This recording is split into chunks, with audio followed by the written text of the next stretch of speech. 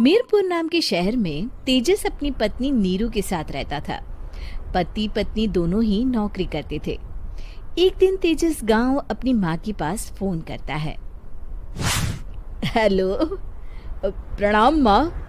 जीते रहो माँ, तुम दादी बनने वाली हो हैं?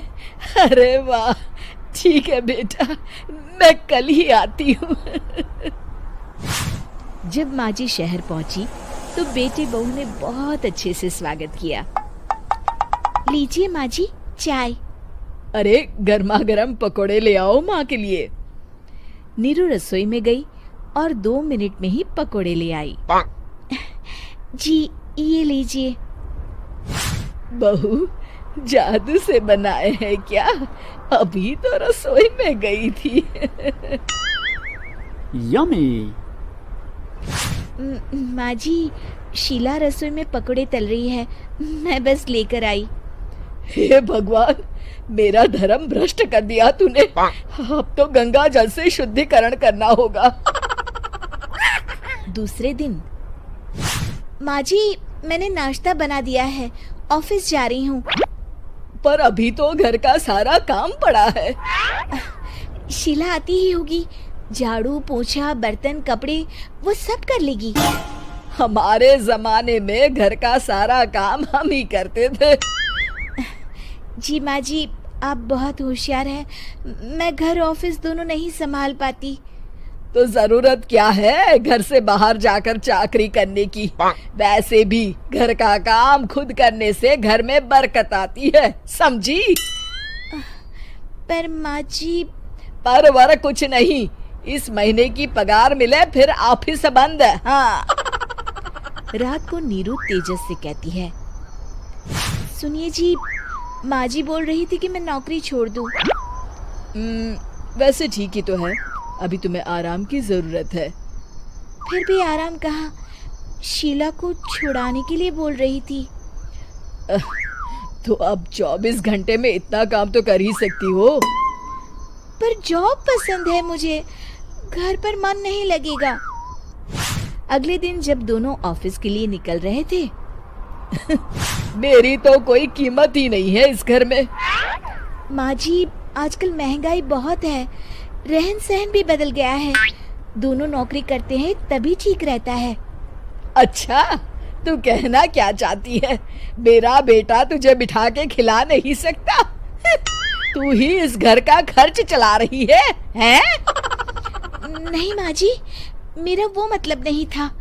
मतलब खूब समझती हूँ, ये बाल धूप में सफेद नहीं किए मैंने। हाँ।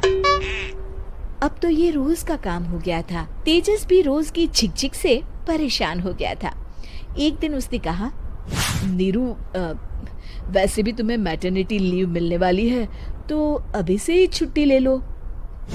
पर क्या, मेरी सैलरी अच्छी खासी है। आखिर नीरू ने रिजाइन कर दिया। जब बच्चा हुआ तो घर में सब बहुत खुश हुए। कुछ दिनों बाद तेजस फाइल देख रहा था। क्या हुआ तेजस, कुछ परेशान लग रहे हो? हाँ, वो हमारी जितनी सेविंग्स थी वो तो हॉस्पिटल में और छठी के फंक्शन में खत्म हो गई है नीरू।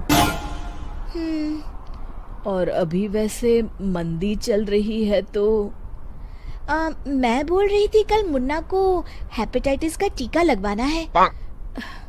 नीरू, क्या पोस्टपोन नहीं कर सकते?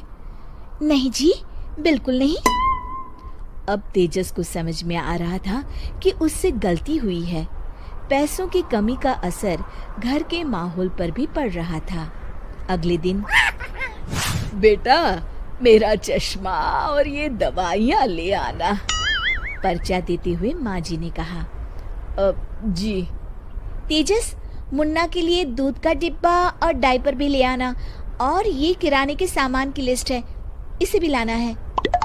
तेजस गुस्से में लिस्ट मरोड़कर फेंकता है और चिल्लाता है, पैसे क्या पेड़ पर उगते हैं? ये ले आना, वो ले आना।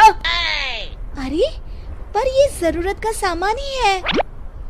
वो गुस्से में बिना कुछ कहे ऑफिस चला गया। अरे लंच तो ले जाइए। नीरू दौड़कर डिब्बा पकड़ाती है। एक दिन खाना खाने के बाद, नीरू, अब तो मुन्ना कुछ बड़ा हो गया, तो अब तुम वापस ज्वाइन कर लो ना जॉब। पर इस रिसेशन में जॉब मिलना बहुत मुश्किल है। ट्राई तो करो। फिर मुन्ना? माँ जी है ना, और एक फुल टाइम मेड भी लगा लेंगे।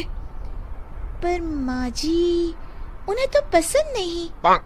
तभी माँ जी वहाँ आ जाती है और प्यार से नीरू के सर पर हाथ फेरते हुए बोलती है, अब मेरी समझ में आ गया बहू, पहले के और अब के समय में अंतर है। तुम काम शुरू करो, मुन्ना की जिम्मेदारी मेरी। मेरी प्यारी माँ जी।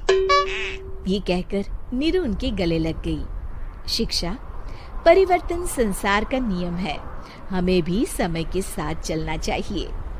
उम्मीद है कि आपको हमारी ये कहानी पसंद आई होगी।